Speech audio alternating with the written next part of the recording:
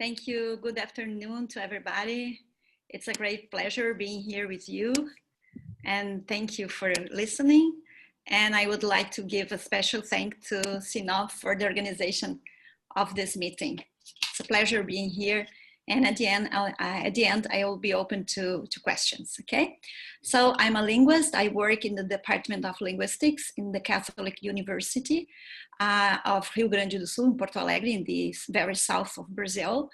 And my topics of research are mainly bilingualism, language and bilingualism, and multilingualism. And I have been working for many years now on dementia, on trying to screening for dementia via linguistic tasks and batteries. So this is the topic of my today's talk. So the title is Psycholinguistic Criteria in the Development of Tasks and Batteries for Language Assessment, Evidence from Clinical Applications. So my focus will be on neurodegenerative diseases. Let me just find, okay, here we go. So, of course, language assessment alone cannot bring a conclusive diagnosis of cognitive decline, but it serves as a complementary tool. That's why it's so important to have good tests and tasks to measure the onset of decline or to follow the development of cognitive decline. Linguistic aspects in different levels may bring evidence of cognitive decline. And what is a challenge when we work with language is trying to disentangle linguistic from other cognitive components, language from other cognitive components like memories, attention, executive functions, because these aspects are very much intertwined. So for instance, when we look at the Alzheimer's disease, in very early Alzheimer's disease, we already find problems in language because of the semantic memory impairment, which leads to word finding, which is a major problem, and word comprehension deficits.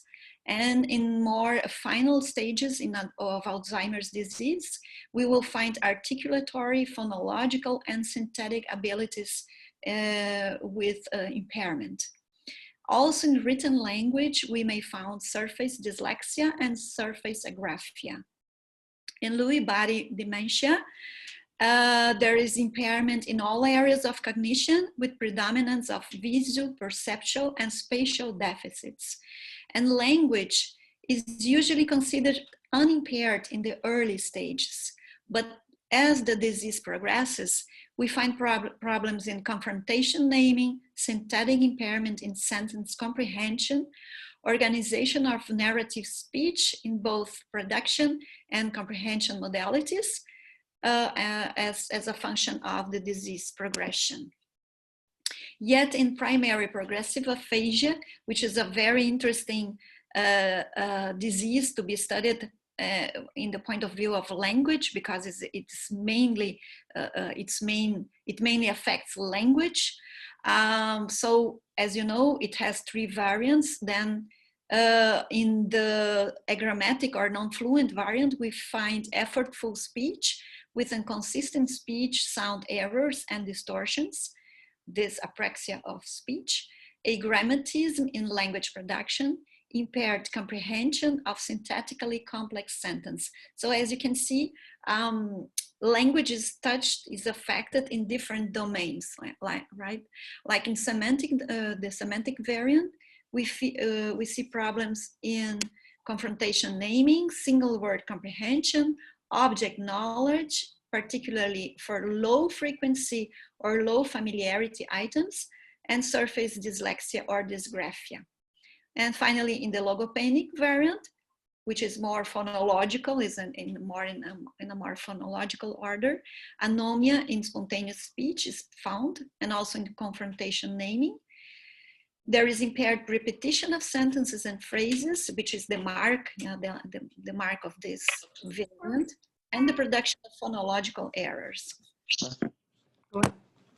Here, for instance, I would like to show you, to present, if you're not acknowledged with this test. This is a test that has been produced, by 4 Francophone countries, including Canada.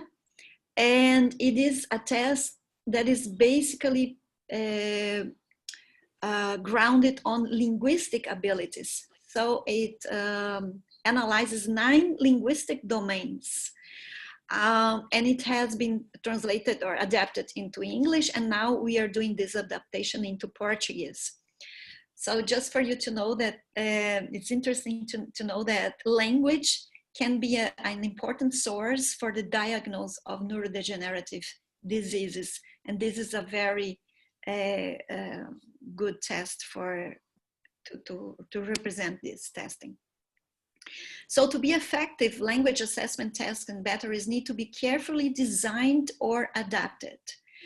Then now I'm going to talk about the importance of psycholinguistic aspects. But what are exactly psycholinguistic aspects? These aspects, they can be found in different levels in language. They go from the word to the sentence and to the text and discourse level. So this means that we need to be very careful when designing these tests in these different levels. And also within language, we have to observe phonetic and phonologic aspects, morphosynthetic, synthetic, lexical, semantic, and discursive pragmatic aspects. So there are some issues to be observed when designing these tests, as we will see with evidence from language assessment. I think that there is someone with the audio on. Could you please turn it off? Thank you. So some psycholinguistic criteria to be observed in each level. At the word level, what should we observe? The extension of the words, the tonicity of the words, the imageability, the concreteness, the frequency of the words, the age of acquisition, animacity, phonological and lexical neighborhood, bigrams and trigrams. Why should we observe all of this? Because all of these single criteria, they impact in the processing. They may bring a higher or a lower load on cognitive processing, okay?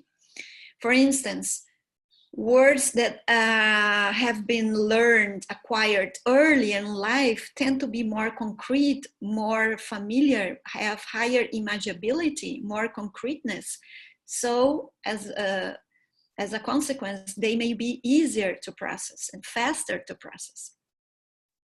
Yet at the sentence level, there are other components that we should observe when creating tests, which are the extension of the sentence, semantic and synthetic density and complexity, active versus passive voice, which is also important. Passive voice tends to be more complex than active voice. Figurative language, for instance, with children in a certain age, they're not able to distinguish very well connotative from figurative language. References, cohesion and coherence. And at the text level, the genre, if it is a narrative, if it is an expository text, for instance, okay, the topic, which we cannot test different topics. For instance, some people may be more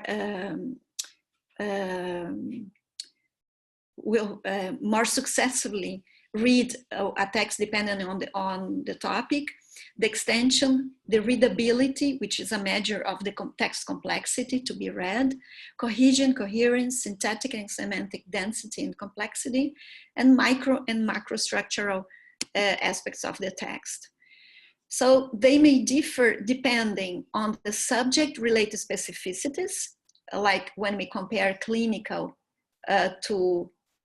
clinical populations to controls, and socioeconomical aspects, which are very much important to be observed too. And among these aspects, we have to see age, gender, frequency and quality of reading and writing habits, and educational level. This is a topic that has been very much studied in neurocognition, in neuropsychology and linguistics, the frequency and quality of reading and writing habits. For instance, here in Brazil, where the majority of the elderly belong to low socioeconomical status, they have low socioeconomical status, or in general, they have low educational levels, they may compensate this by having high frequency or high quality of reading and writing habits. There are some studies showing that these habits may compensate for low educational level.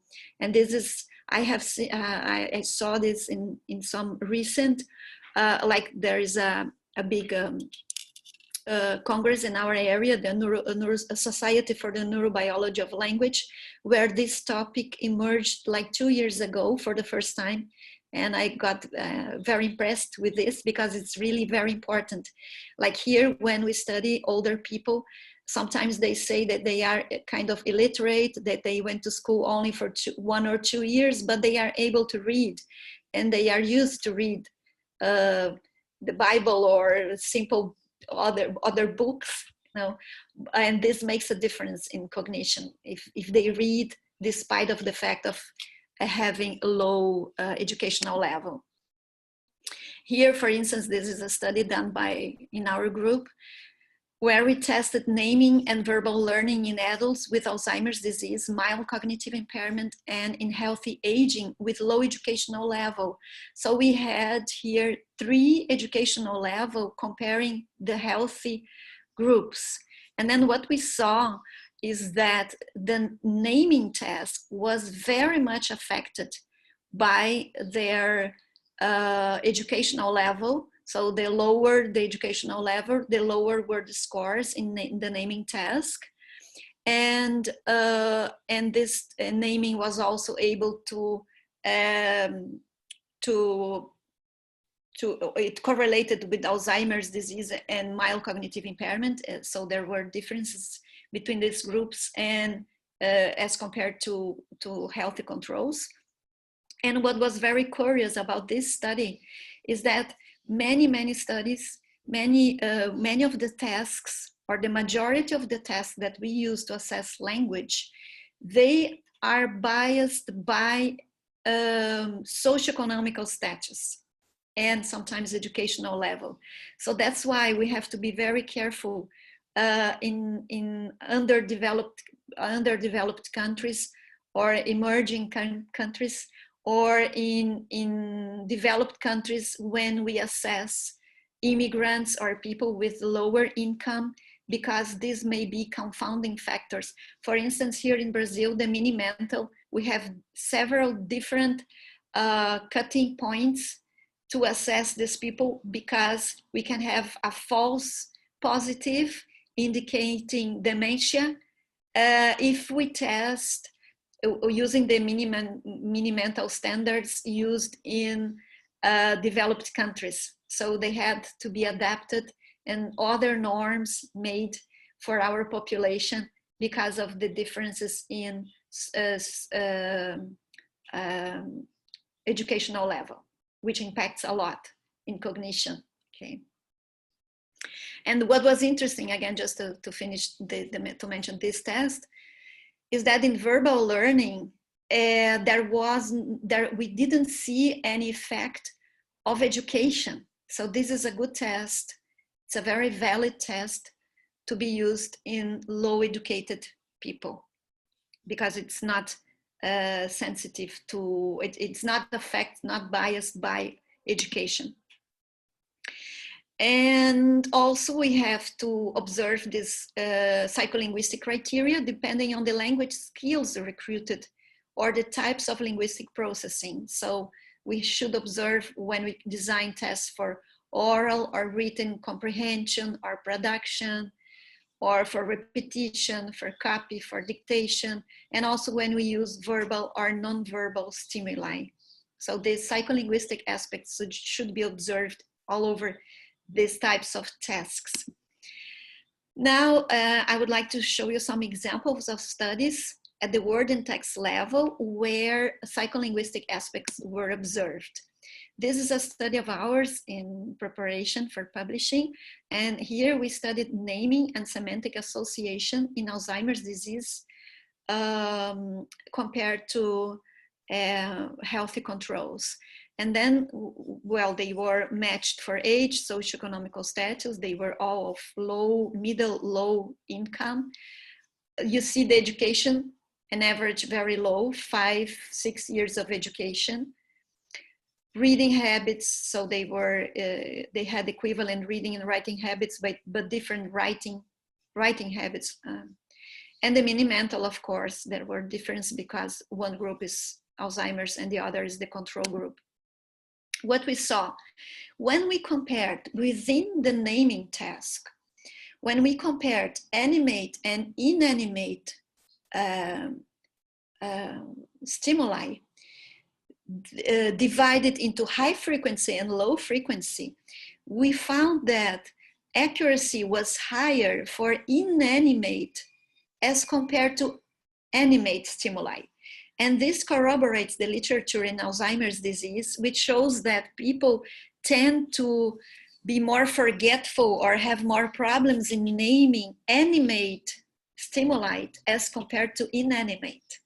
I can talk to you about this later on at the end, okay, if there are any questions about this. So animosity was, had a significant impact in processing. So this shows that we have to be very careful when choosing the stimuli, the linguistic stimuli in designing linguistic tests to measure cognitive decline. And there was an interaction between group and frequency. And then we saw a frequency effect, but only for the control group. So the words that were more frequent were more easily named by the control group. Then we had another task, a semantic association task, similar to the pyramid and palm tree test, when you have one picture on the top and two pictures below, and the person has to associate the one in the top to establish a relation, a semantic relation between the one at the top and one of those in the bottom. So we found that when we divided this task controlling for animosity, and two types of association, we had a categorical association and an associative, like associating glasses with book. This was they had to match the glasses with a book, the type of association. We found that both group and animosity significantly affected performance in the semantic association task. So both facts were important. And the control group was more accurate than AD participants. And again, inanimate associations were easier to be established than animate items. But here, irrespective of the participants' group, it was important for both groups here in these tasks. So to sum up the results then, both group and animosity significantly affected performance in the semantic association task. The controls were more accurate than the AD, and inanimate was easier to process than animate in both groups. Another study that also analyzed the association between concrete concepts. And in this study, they did they analyzed different types of association, like categorical, functional, visual, encyclopedic. And they tested different populations of neurodegenerative diseases like Alzheimer's disease, the behavioral variant of frontotemporal dementia, and primary progressive aphasia, compared to 37 healthy participants. And then here again, they found that the type of association could indicate the type of disease that the person had. So again, just to show you that how important it is to observe psycholinguistic aspects when designing tasks. And it shows that you cannot just mix up conditions, that they have to be carefully organized, because these simple single issues may disentangle, may bring evidence for separating, for specifying or to predict the type of neurodegenerative disease.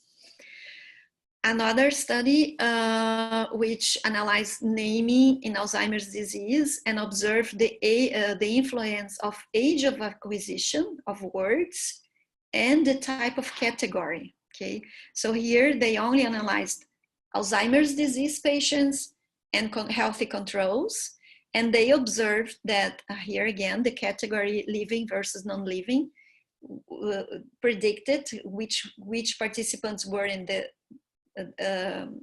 Alzheimer's disease group and which were the healthy ones. And also age of acquisition was another category aspect that predicted lower scores in Alzheimer's disease. So the words that were earlier in time acquired by the person, they were more easily named, okay, in the task of naming. So again, another aspect to be observed when searching, when selecting verbal stimuli.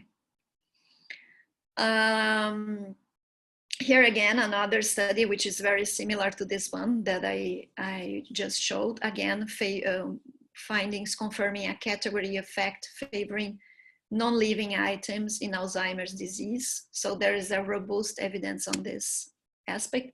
And finally, to finish, I would like to present you two studies at the text level.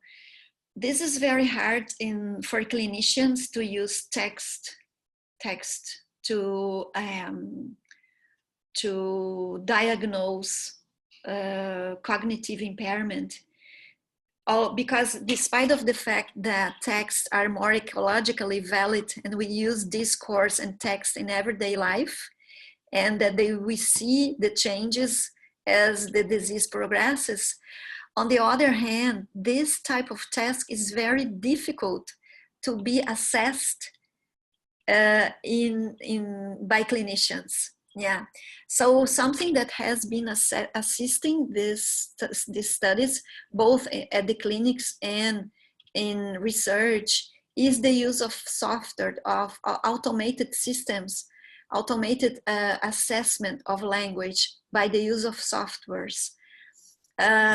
These softwares, they give us an idea of text readability, of the complexity of the text produced by the patient, and they have been used, like here in our study, to try to detect mild cognitive impairment. So we try to see if